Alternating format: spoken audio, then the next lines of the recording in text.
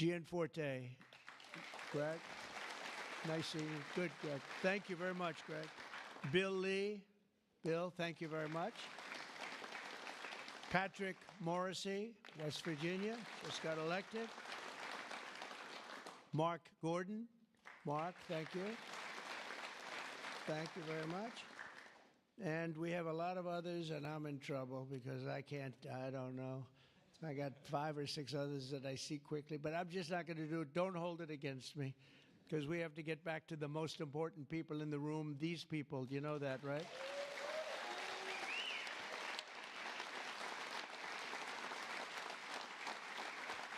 So the energy workers and the coal miners in the area that I'm standing on, and that's a lot of weight on this platform, so I don't know what's going to happen. I hope it's structurally designed for you guys. I don't know. But we have just really well-deserving, great American patriots, and it's such an honor to be here and making such a big move, such a bold move in energy. Because, you know, for years, people would just bemoan this industry and decimate the industry for absolutely no reason, because with modern technology and all of the other things that we do, it's one of the great forms of energy. That's why other countries, leading countries, are using it, some exclusively. For 4 long years, Joe Biden and congressional Democrats tried to abolish the American coal industry. They did everything in their power while he was awake, which wasn't much, shutting down dozens of coal plants, banning coal leases on federal lands, and putting thousands and thousands of coal miners out of work, destroying their lives, actually, destroying their lives. I'll never forget when I went to West Virginia, which I won by 48 points, I think, right? Big Jim, I won by 48 points. But in the first campaign where Hillary Clinton was about 4 states too early, and she was talking about how bad coal was and how they were going to teach coal miners how to make widgets and gadgets and technology, which they didn't want to do. They want to mine. One thing I learned about the coal miners, that's what they want to do. You could give them a penthouse on Fifth Avenue and a different kind of a job, and they'd be unhappy. They want to mine coal. That's what they love to do. And she was going to put them in a high-tech industry where you make little cell phones and things. I don't know. Do you think he'd be good at that? I don't know. I wouldn't be. You don't want to be. And she was brutal about 3 weeks before, but then she had a problem. She went to West Virginia looking for votes, and that was a bad situation. You remember that? And there was a coal miner around the table with his family, and he was in tears because of what they had done to him and his family. And I hope he's still around, but that man made quite an impression on the world and the public. And we ended up winning in a great election, but we ended up winning by a lot. The Democrats' Green New Scam killed jobs and sent prices soaring here in America. But meanwhile, China opened 2 coal plants every single week, and other countries likewise went very strongly back into coal. Some of them never got off. Those are the ones that didn't have the problems. The Biden energy policy was to put America last. We want to be last. We got to be last. Not a good policy. Under my administration, we're putting America first. It's very simple. America's always going to be first. On my first day in office, I terminated the Green New Scam.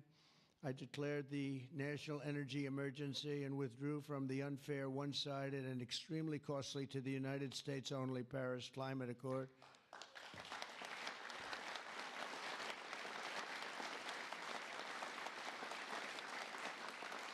You know, under the Paris Climate Accord, we had a terrible situation. We would have paid over $1 trillion. Think of it, over $1 trillion. And Russia was paying almost nothing. Russia had a 1992 standard. China was paying nothing. China didn't kick in until 2035. This was 5 years ago. So they didn't kick in for many years. India had no standard whatsoever. But we had the highest standard you could imagine, and we had to start paying from day one, and we had to pay lots of money. We paid for everything. So I was not a big fan of the Paris Accord. and I let it be known, and I got out of it early. Then they went back into it, and now we get back out of it. And hopefully we can be there for a long time, okay? A long time, because it was a scam to take money away from the United States and actually hurt us very badly with coal and with other things. Now, under the executive order that I will sign in a few moments, we're slashing unnecessary regulations that targeted the beautiful clean coal. We will rapidly expedite leases for coal mining on federal lands, and these two gentlemen are going to do a real job of it. You've already started. And we'll streamline permitting. We will end the government bias against coal, and we're going to unlock the sweeping authorities of Defense Production Act, the Defense Production Act, to turbocharge coal mining in America. They made it impossible. You actually, I know a friend of mine has a plant. He said, you know, it's a shame. I'm ripping it down and I'm replacing it with another form of energy. I won't tell you because it's also very good, but it's not as powerful as this. He said, you know, the plant I'm building, the new plant, is literally half as good. It's no less, you know, it's not probably even as good environmentally, but he said it produced half the power for more money, much more money. It'll never compete with that beautiful plant I have down the road, which was really a modernized coal plant. Well, he'll be happy to know that he can open that plant up very quickly, and it's going to produce a lot. But he was complaining. He said, this is so much better. He wasn't doing that as politicking me. He was doing that because that's what he felt. And he knew every form of energy. We talked about that. He knew every form of energy. But our government is going to do something that's very different, and I don't think even you two know about this. This was my idea from about 15 minutes before I got up here. We're going to guarantee that we have a strong business for many years to come, that your coal companies and your miners don't get all excited about their jobs, and then should a radical left liberal become president, they end the business right away, and somebody's built a plant and spent hundreds of millions of dollars in building a plant, and the plant is going to be closed because a Democrat got in or a liberal got in. They're opposed to coal, and Republicans are very much for it, clean coal. And we're going to give a guarantee that the business will not be terminated by the ups and downs of the world of politics. So should somebody come in to this very important office and say, oh, well, you spent hundreds of millions of dollars and you guys have given up your life because you want to be in coal, and then all of a sudden you don't have a life anymore because it's what you know the best, that's not going to happen. We're going to give a guarantee that it's not going to happen, so that if somebody comes in, they cannot change it at a whim. They cannot just going to go, they're going to have to go through hell to close you up. All right, so that's pretty good. We're going to give that in the form of a guarantee that we're writing on right now structurally and from a legal standpoint. So your investments are going to also be protected.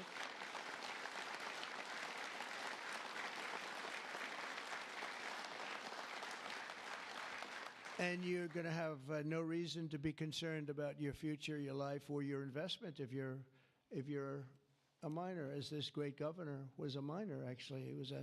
He was one of the larger coal miners. He could fit up here very easily, you know, Big Jim. But he was a great success, but they were very, very tough on him. And he did a beautiful job with a beautiful product.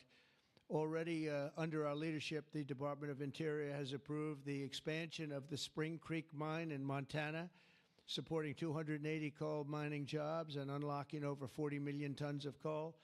And there's more to come. Spring Creek, big one. And there's more to come in the states of Wyoming, Alabama, Utah, North Dakota, and many others. West Virginia, I can't believe they didn't put West Virginia down. It's lucky I mentioned that, right? Can you imagine if I didn't mention West Virginia? I would have been in big trouble. They didn't mark it down here. It's good to have a president like that that can pick that up, right? You think Joe Biden would have picked that up? I don't think so. Gee, they didn't mention West Virginia. I don't think so. I don't think he'd be standing up here either. The value of untapped coal in our country is 100 times greater than the value of all the gold at Fort Knox. And we're going to unleash it and make America rich and powerful again. Under this order, I'm also directing Secretary Wright to use billions of dollars in federal funding to invest in the next generation of coal technology, which is an amazing technology in terms of getting the full potential of coal and also doing it a very clean, environmental way. Pound for pound, coal is the single most reliable, durable, secure, and powerful form of energy there is on Earth today. It's a big statement. You never hear those statements, you know. You've never heard that before from a politician, have you? Well, maybe from that politician, but not from not too many. But that's the way it is. I say it again. Pound for pound, coal is the single most reliable, durable, secure, and powerful form of energy. It's cheap, incredibly efficient, high density, and it's almost indestructible. You could drop a bomb on it, and it's going to be there for you to use the next day, which you can't say with any other form of energy. You're virtually indestructible. Most importantly, we have more of it here in America than anywhere else on Earth. We have more coal than any other country. You go to Australia, they have fantastic amounts of coal. You know who they sell it to? China. They sell it to China. They're nearby. They sell a lot of it to China. But we have more than anywhere else on Earth. We also have more liquid gold than anywhere on Earth. So we're really an energy behemoth, but we're unleashing that also. That's going to be another part. But I didn't even want to mention that. It's not down here because I didn't want to mention today is about clean, beautiful coal. So I'm going to give this to you. This big guy. Should I give it to him? Yeah. You take that. Thank you, Mr. President. Okay.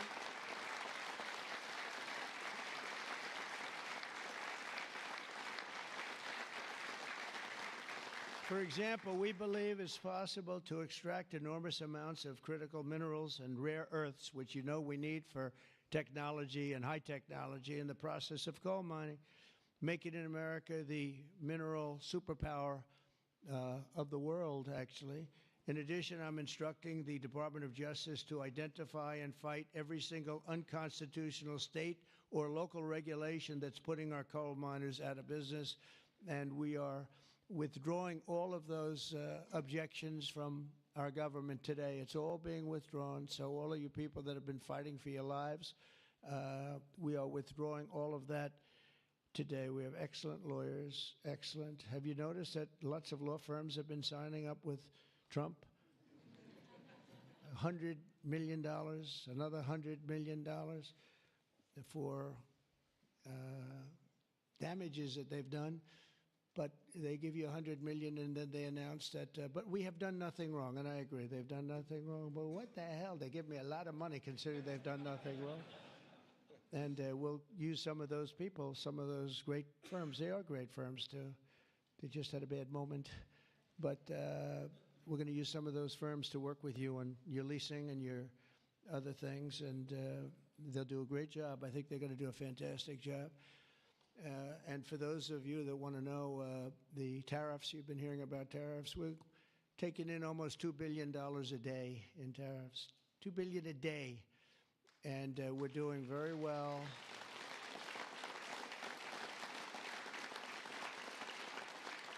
And we're doing very well in making, I call them tailored deals, not off the rack. These are tailored, highly tailored deals.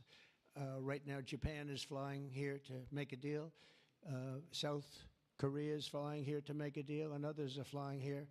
I mean, my only problem is I'm not sure I have enough. We're going to have to use those great law firms, I think, to help us with that. But we're going to probably do that, actually. We're going to use them, and we're getting them for the right price because we need a lot of talent. We have a lot of countries coming in that want to make deals. If I told them about making those deals 2 years ago or 3 years ago or 5 years ago, they'd be laughing at us. Now they're all signing up. Mike, you know that. So it's going to be a great thing. But we're think of that, $2 billion a day. That's a lot of money. That's a lot of money even in the coal business, isn't it? Huh? It's a lot of money.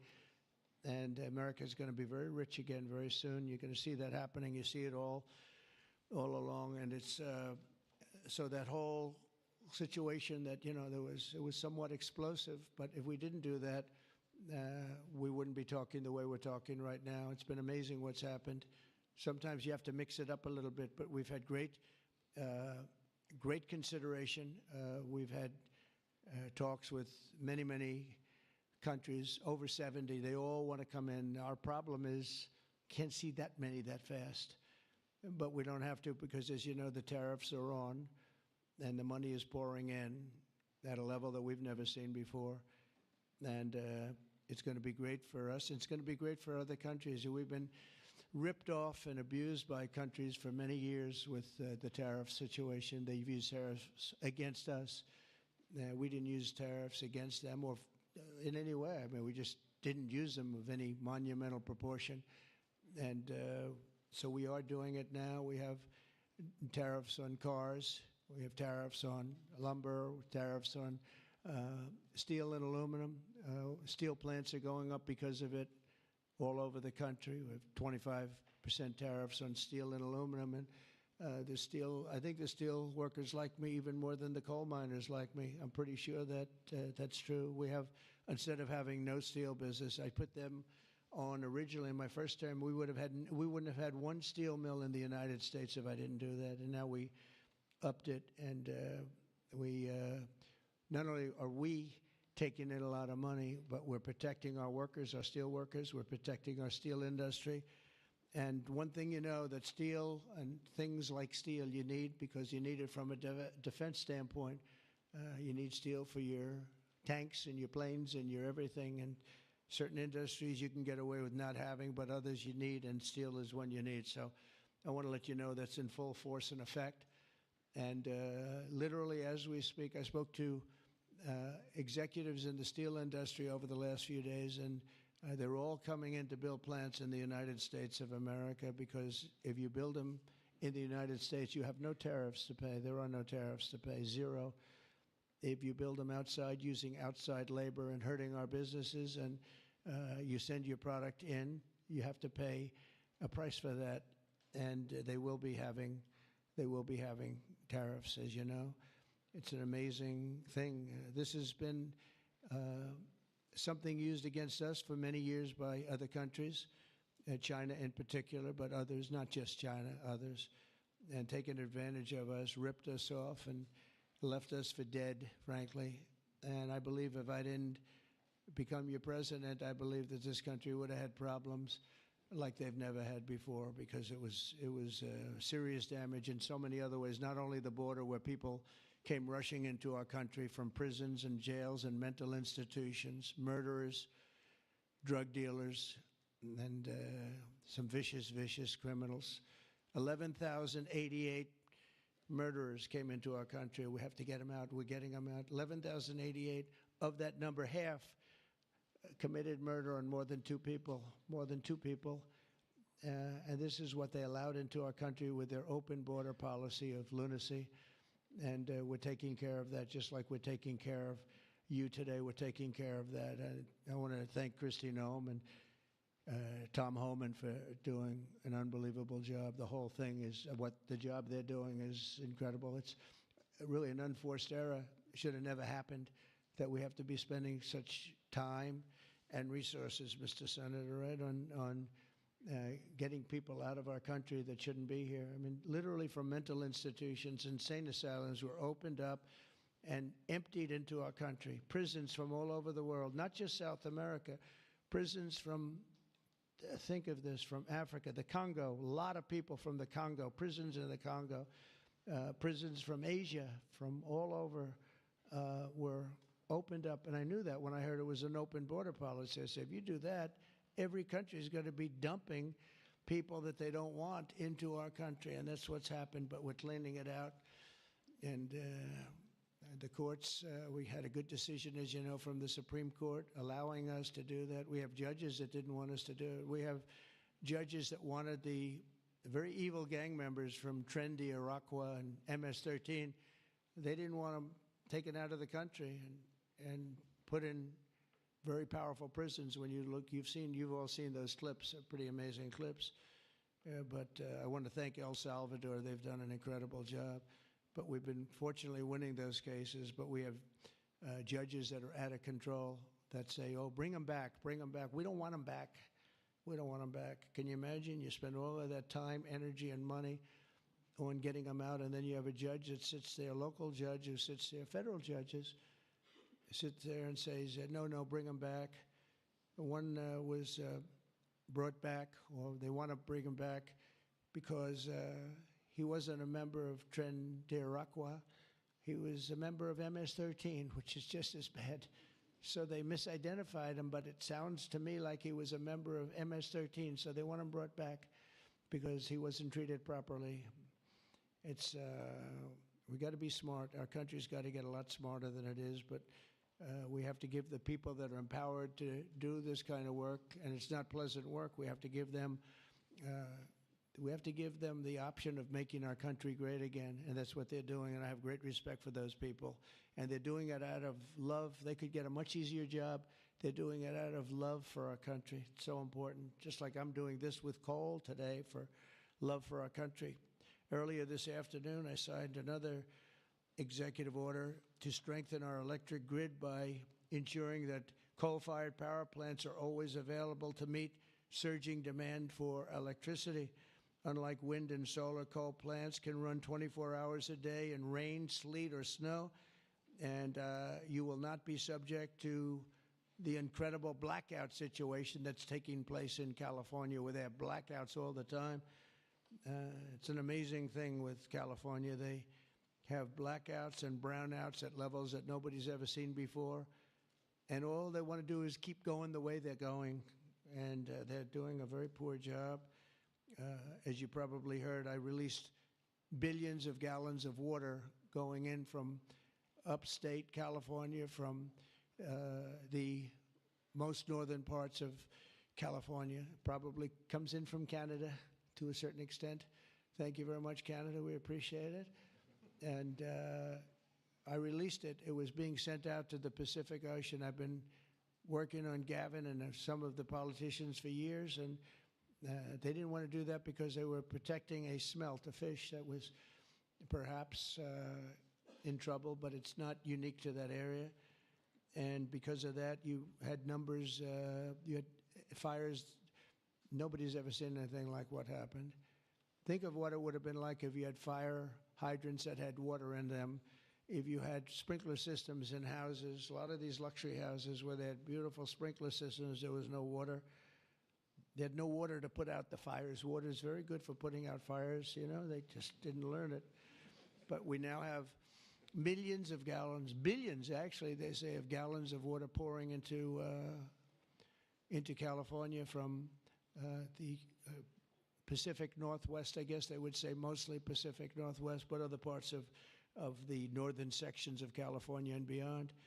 And it's a beautiful thing to see. I saw a picture of it this morning. The water's just flowing down there. I said, why didn't they do this? I told them to do it my first term. I said, do it. And I don't know. I think the second term is just more powerful. They do it. When I say do it, they do it, right? And we actually had to do some pretty strong things to get them to open it up. They had, think of this, they had all that water pouring out right into the Pacific. They had a big valve, like a giant valve as big as this room, and they turned the valve. Takes 1 day to turn it, and they face it toward the Pacific Ocean, and the water, all that was coming down, all millions and millions of gallons coming down, they put it into the Pacific Ocean, which for the Pacific Ocean is like a drop of water. But for California, it would have been unbelievable. So we did it. I'm very proud of the fact that we did it. We did that against a lot of heat and a lot of environmental nonsense. From now on, we'll ensure that our nation's critically needed coal plants, as an example, remain online and fully operational. They're always going to be operational. And again, we're going to have guarantees that government cannot close them down, close you down, and destroy your lives. To that end, I'm also instructing Secretary Wright to save the Cholla coal plant in Arizona, big plant, which has been slated for destruction. We're going to keep those coal miners on the job. Going to tell them to just remain calm, because we're going to have that plant opening and burning the clean coal, beautiful clean coal, in a very short period of time. You know all about that, right?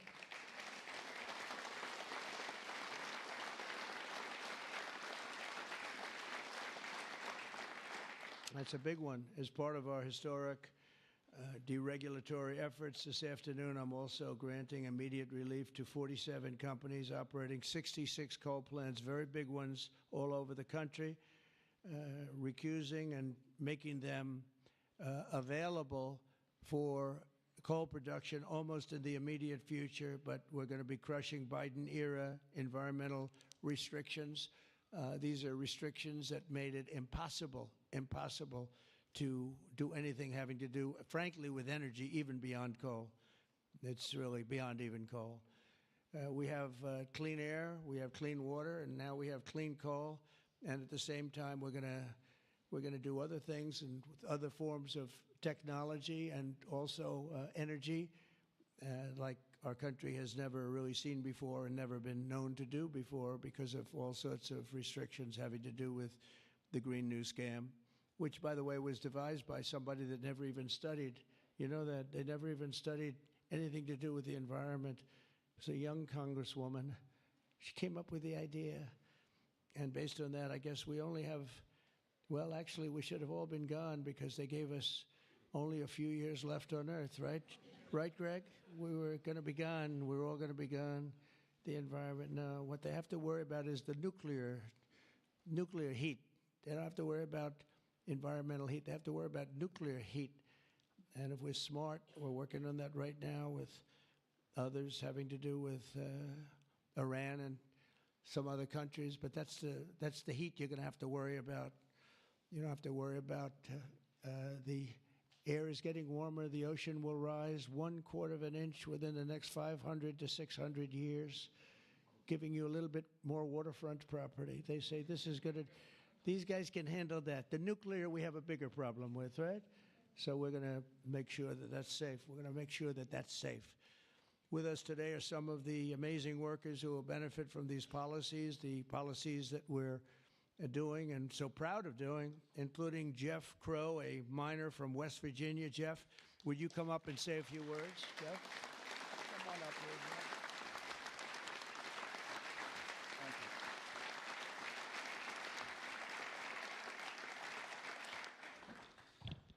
Good afternoon, Mr. President. I want to first thank you for having me and my fellow miners here.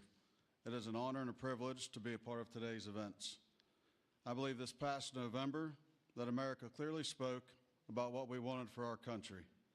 It is reassuring for Americans to have a president in office who will truly put the United States of America above all else.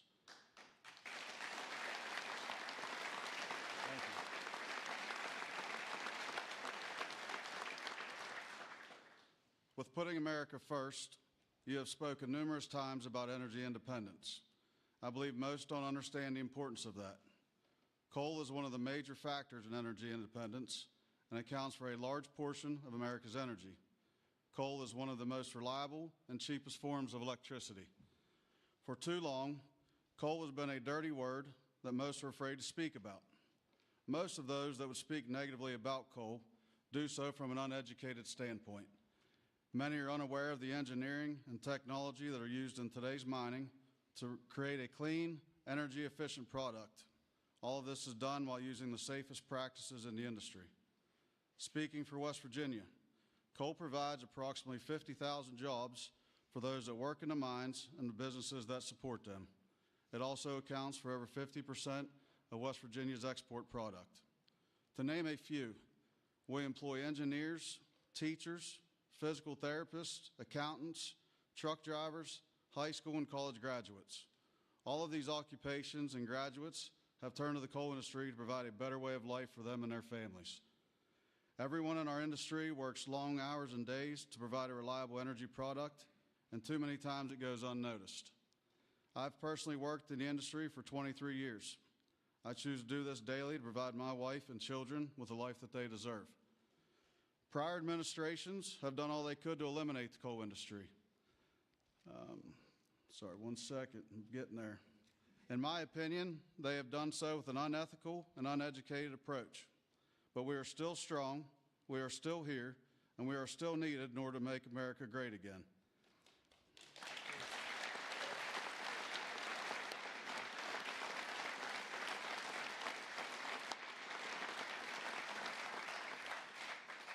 Having a president and an administration that understands the need and importance of coal is more than appreciated.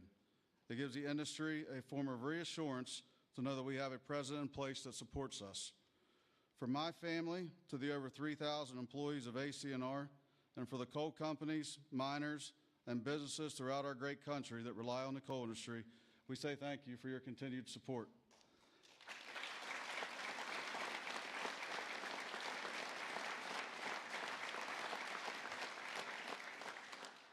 I personally thank you for what you do for our country and for our industry. It has been my pleasure to be here today to help you usher in the golden age of America. That's good. Thank you. Thank you. Thank you. Appreciate that. Thank you. Thank you. Thanks, sir.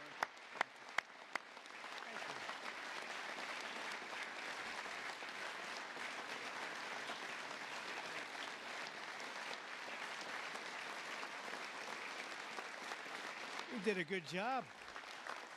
Let me have that speech. I want to have that. Yes, sir. I had a couple of good lines in there. I want to keep them. Now, actually, what I want to do, I'm going to sign it for you because I mean, he worked hard. Look at it, and look how good his eyes must be to read that. I lost it once. And hopefully you can sell it tonight for a lot of money. No, sir. I'll keep that one.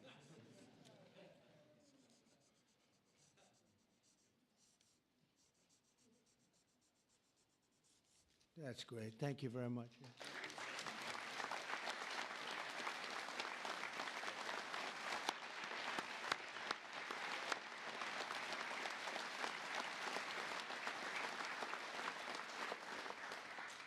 Thank you very much, Jeff. And also with us is Tony Campbell of the East Kentucky Power Cooperative. And Tony's quite a gentleman and very respected in the industry. Come on up, Tony. Thank you.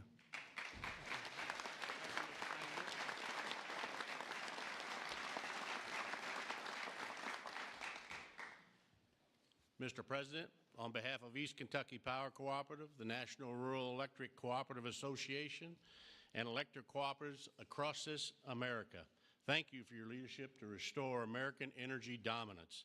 Electric co-ops keep the lights on for 42 million Americans across 56% of the land mass. We are owned by the communities and businesses we serve and provide electricity to growing communities, new data centers, and manufacturing plants. Mr. President, electric co-ops are powering America, and we are proud to partner with you and your administration to power America into the future.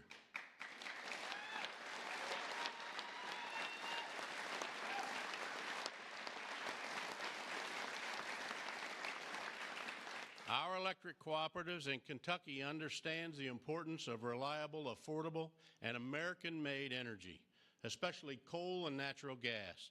Coal fuels most of the electricity generated by our cooperative. America must keep coal plants open and running to ensure reliable electricity when we need it most. To meet growing demand over the next decade and ensure fuel security, America will need more always available electric generation power, such as coal. And we want to recognize the hardworking American men, women that support our mission. To all America's line workers, our coal miners, thank you for your dedicated service to our country.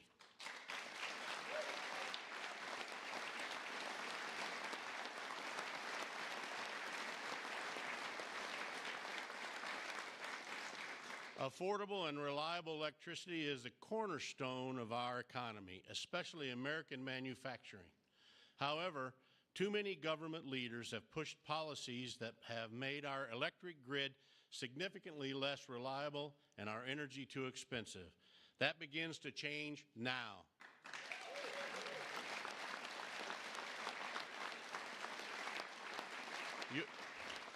Your actions today will prevent the premature closing of essential power plants and help us meet tomorrow's energy needs. And they will help us continue to deliver reliable, safe, and affordable electricity. Mr. President, thank you in particular for providing immediate, much-needed relief from the Biden EPA regulations that would force the shutdown of critical coal units.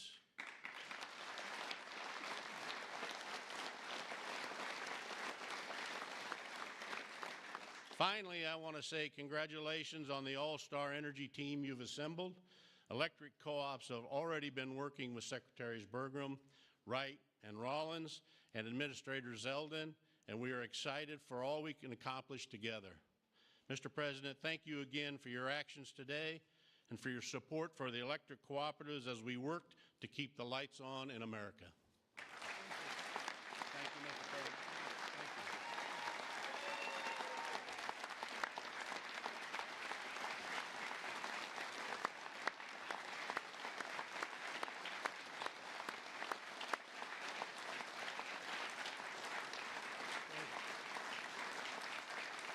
Thank you, Tony.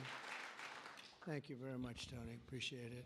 Every day under the Trump administration, we will continue to lower costs for American families, create jobs for American workers, and very importantly, unlock unlimited amounts of affordable American energy, including, as I said, and I'll say for the last time, beautiful, clean coal. Our country is blessed.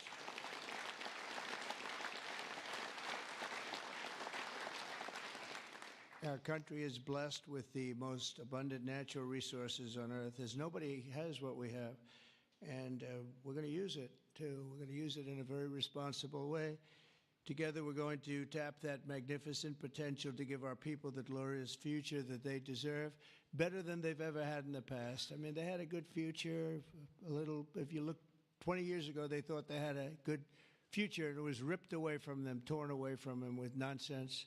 And we're not going to let that happen. This is going to be a glorious future for them. And I want to thank everybody for being here. And I want to thank you and you and you and that whole group and our senators, by the way, and our great congressmen and women for being here in such a large number, because you've been helping us make these decisions. These are big decisions, and this is a really big one. And this is one that's going to be, I think we're going to look back and with great pride at what we've done today, not just in putting people to work, but at really reawakening our country. And thank you very much, and thank you all for being here. Thank you very much.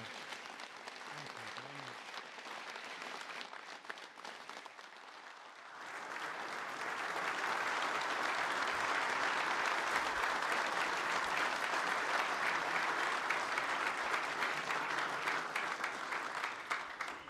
Come on up. Mr. President, Yes, is first one.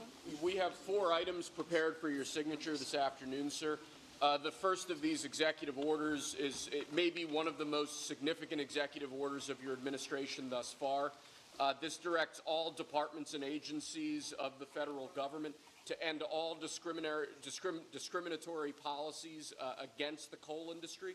This ends the leasing moratorium that prevents new coal projects on federal land, and it's going to accelerate all permitting and funding for new coal projects to allow the coal industry to flourish under your leadership, sir. That's great. Thank you.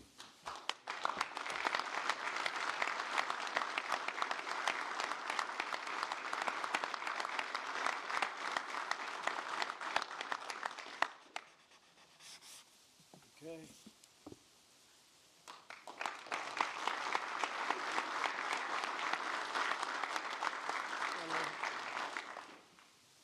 Sir, there are currently dozens of coal plants in America that are in imminent danger of being forced to close based on unscientific and unrealistic policies enacted by the Biden administration.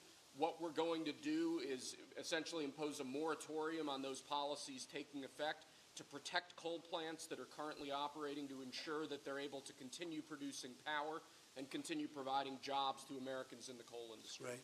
Thank you very much.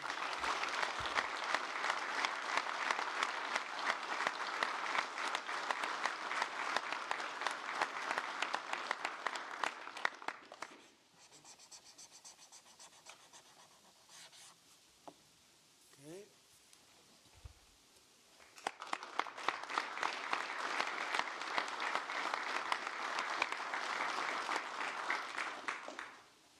Sir, you've made grid reliability and security a key focus of this administration, This executive order is going to promote grid security and reliability by ensuring in part that our grid policies are focused on secure and effective energy production and energy transmission, as opposed to woke policies that discriminate against secure sources of power like coal and other fossil fuels.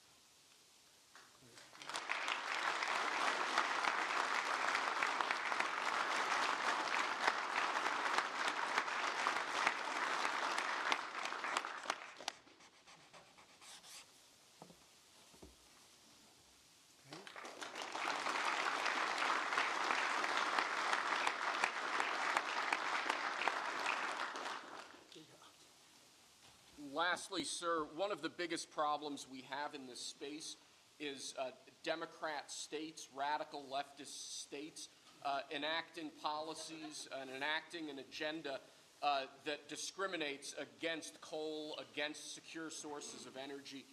Many of these policies are unconstitutional and illegal, and with this executive order, you're going to be instructing your Department of Justice to vigorously pursue and investigate these state policies that we believe are illegal or unconstitutional. Good. Thank you.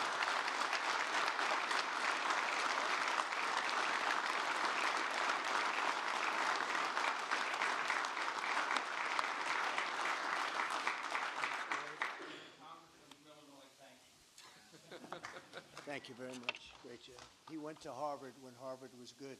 It was a while ago.